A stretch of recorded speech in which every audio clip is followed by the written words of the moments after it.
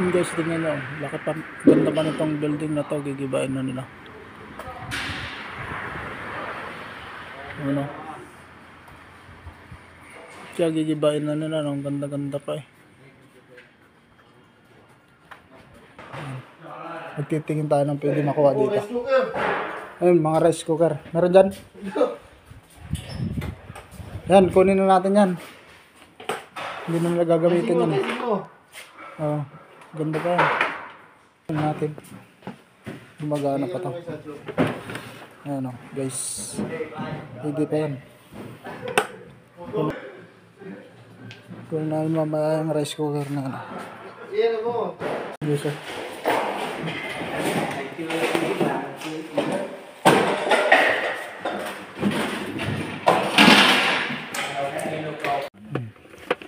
Yan guys, oh, nakuha kong rice cooker, oh, bagong bago.